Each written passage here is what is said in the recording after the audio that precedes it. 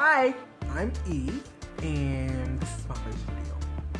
So, excuse me for like the messiness, the lighting, and all of that. I'm not, a high-class YouTube girl, so I haven't gotten that right. But anyway, I've been wanting to do this for a while, but I guess I haven't had the guts or something that really has pushed me to really passionately speak.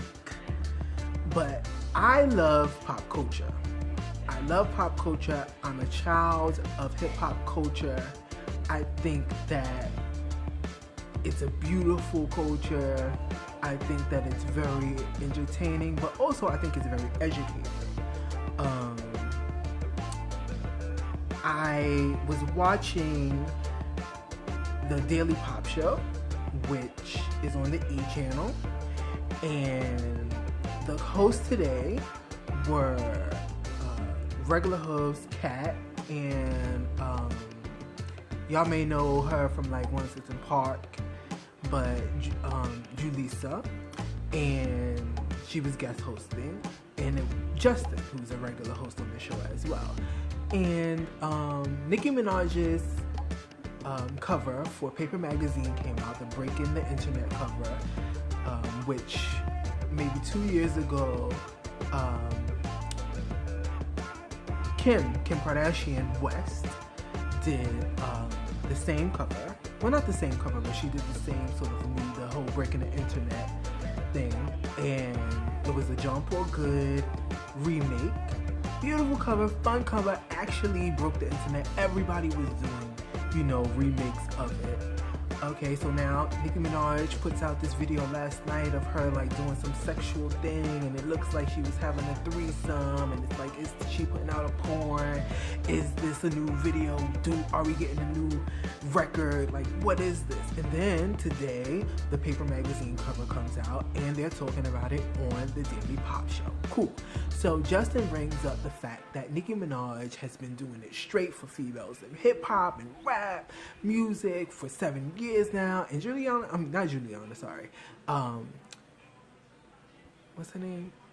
Julissa is like, nah, she's been doing it for, longer than that, but I understand where you're coming from. She is doing it big, and he was basically giving Nicki Minaj credit for really taking females in rap and hip-hop culture into the high fashion world. And Julissa like, hold up, wait, Kim been doing that.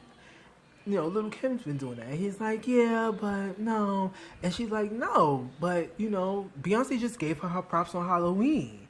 And he's like, well, Beyonce and Kim kind of have this Bougetto style. He used that word, Bougetto. And I was like, wait, hold up. And Julissa really wanted to check him, but I guess, you kind of have to let people have their own opinion. Well, you have to let people have their own opinion. You can't change anyone's opinion. And I guess, you have, on the show, you have to move on to other topics. Well, on this show, you don't. Today, we're going to talk about that for a few minutes or seconds. I don't know. But anyway, so yeah, he said that Beyonce and Lil Kim have Bougetto style. Now, for me, if you look at fashion right now, and for the last couple of years, because of hip-hop, it is very influenced by the way that we dress in the hood, in urban settings, as black people or ethnic people in metropolitan areas, it's very ghetto fabulous. Whatever word or phrase you want to use, he used Bougetto, but it's very that. It's very, very that. If you look at Jeremy Scott, what he's doing with Moschino, and it's very that. So when he said that, it was kind of like, no, fuck them. Nicki is doing it. Now, I understand we all are fans and stans of our favorite this and our favorite that. I love hip-hop culture. I guess I'm biased because, as a kid of the rainbow, a child of the rainbow, I love the females. I love female rappers. I love the glamour. I love the sex. I love the, the sass of it all. But at the same time, like I said, I'm a huge lover. I am a part of hip hop culture. I follow it, I love it, I live it. And most of us do. But some of us think that we're exempt to it because we now have pop stars that happen to rap or happen to be black or happen to come out of hip hop. And that's cool. But we have to understand that hip hop is pop culture. It is the dominating sound. It is what everybody wants to look and sound and dress. And, it is everything right now. So I had a problem because he was basically discrediting not only Lil Kim, but in a way Beyonce to big up Nicki Minaj. Here's how I feel. I grew up loving Lil Kim. Lil Kim is the blueprint. She's everything. And anybody that knows anything about what blueprint is, a blueprint is basically a document, a piece of information that shows you how to build something. And when Lil Kim came out, she basically evolutionized the game, not only for females, but for hip-hop. She, to my knowledge, was the first rapper on the red carpet for the Met. The Metropolitan Museum Gala. To me, she was the first rapper. Maybe Diddy was there, maybe some other people was there, but she was the first one that I saw in her pink fur with the boots and all of that, and giving Lil Kim with the pink hair. She looked like Lil Kim. She didn't look like, the girls or the models in the magazines or anything. It was very Lil Kim. So, from her time, her debut, the whole way that females, which I don't agree with, because everybody's an individual, but the whole way that females have been marketed and promoted and shown to us, the public, has been very Lil Kim-esque. And I think that it took someone like Nicki Minaj to come through and put her own spin on it and say, no, I'm going to give myself. But still, if it had not been for Lil Kim, the key, the blueprint, I think that a lot of what's happening, not only with Nicki Minaj, but a lot of what's happening in hip-hop, especially with women being rappers and being in the forefront, wouldn't be expected and wouldn't be accepted. So let's get that straight. And there's nothing wrong with being Bugetto. There's nothing wrong with being ghetto. There's nothing wrong with being ghetto fabulous. There's nothing wrong with that, because if you look at any runway, there's a little bit of that sprinkle here and there.